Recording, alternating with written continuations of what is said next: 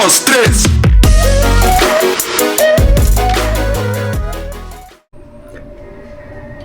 So mga pards, syempre room tour tayo dito sa ating second home in Paris. Pero actually mga pards, nandito na tayo sa Versailles. Yun, kasi tomorrow ay, ba't ko nakaharap dito? Kasi tomorrow punta na tayo ng Italy. And ito, medyo malapit na to sa airport. Kaya dito na rin ako nag-book ng aking hotel. And ito, ang hirap kasi maghanap din ng hotel mga pards. Sa Paris at saka sa France, medyo mahal talaga. Ito medyo mura pa to na nakuha ko based dun sa criteria ko tsaka yung mga consideration. Anyway, mag-room tour na nga tayo. So pagpasok niyo mga parts dito, so by the way, electronic key card niya yan dito sa Iclo Porta Versailles. And ito, cute na kanilang painan. Very minimalist ang design, mga parts. Walang masyadong mga arte, talagang straightforward na mga ano lang, kailangan mo. So, nandito na yung mga luggage ko. Ayan, medyo maliit lang to mga parts kasi nga, mura lang to. And then, meron din ditong lagay ng jacket or ano ba nakalagay dito? Ayan yan. Anyway. And pagpasok nyo dito, nandito na yung washroom. Pero maya na natin yung tingnan. And nandito na din mga parts yung working area. Meron silang maliit dito na pwede na rin kayong dyan kumain pag nag-take away kayo. And then, syempre yung sakat nila is for Europe. May bilog na salamin dito, which is I like. And meron ding chair, may basurahan dito. Pagdating nyo dito mga parts, naka-open cabinet siya. So, hinangal ko na itong jacket ko. Ayan, no. Open cabinet. Ganda rin ang kulay, And meron ditong lamp, side lamp. May maliit na lagay. Ito very cute to. Lagay ng cellphone pag nag-charge. And ito parts, actually 4-2 to. Pero siguro ba dahil nga mag-isa lang ako, pinagdikit na lang yung bed na double bed. And ang pinakamaganda mga parts ay may TV, smart TV. Kaya bihero mo mag-subscribe ka naman. And this is the bed, which looks very comfy naman. Also, another side lamp over here and another table. And ito mga parts yung view ko, the front. This is actually in front of the hotel. And mga parts, ang ganda ng ano nila, automatic. Ang kanilang curtain. Ay, ang tapat ko pala ay yung Mercure Hotel na. Magkatapat lang pala. Siguro magkaano lang ito. Pares ang nangyayari. Mercure Hotel. Okay. So yeah, I like it so far mga parents. Wait. The CR, which is also very cute. See? Yan. Di ba ganda ng CR? So may shower. Medyo may amoy nga lang. May amoy lang ba yun? Parang, ayun. So maganda naman. May shower. Meron na din ditong, I think may hot and cold. May body hair and gel. And dito may salamin, tapos white yung pa-tiles. Hot and cold.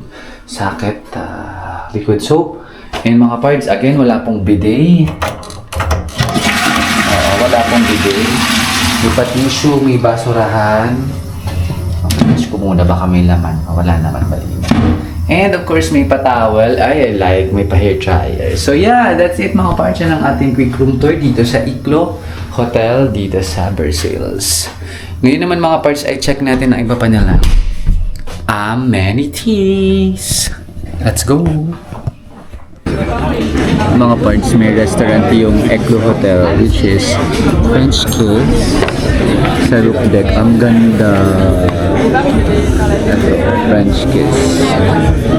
French Kiss talaga mga parts. And look at that view. Ay, hindi ko alam kung nakikita dito sa ano. Pero kita dito yung Eiffel Tower. Look. Hindi ko lang mabibig.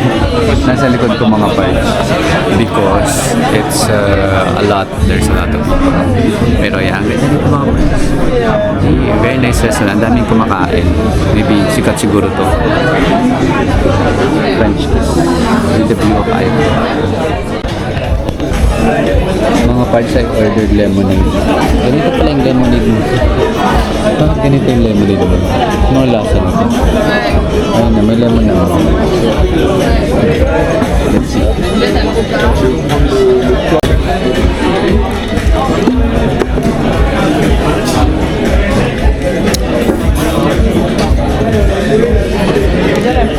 Ang sarap mga parts.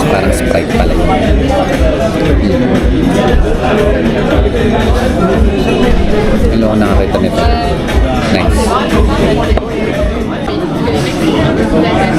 Mga parts I ordered cordon bleu and it comes with steamed vegetables.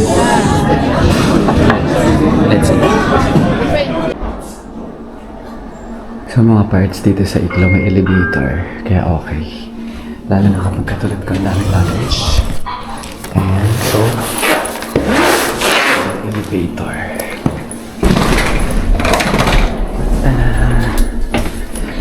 Kasi hindi lahat sa Europe ay may elevator. So hanggang 9 floors sila. Ang dami kong dala. Punta na tayo Italy mga parts. Yeah. Let's go.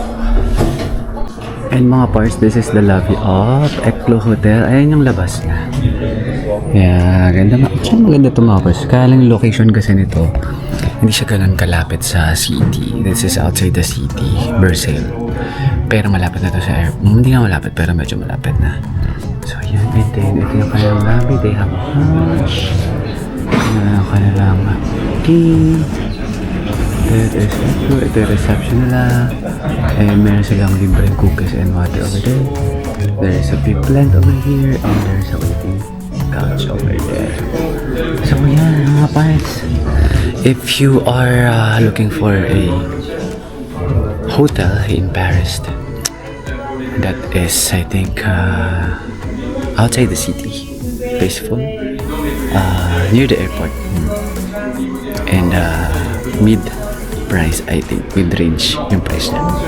This one you can check.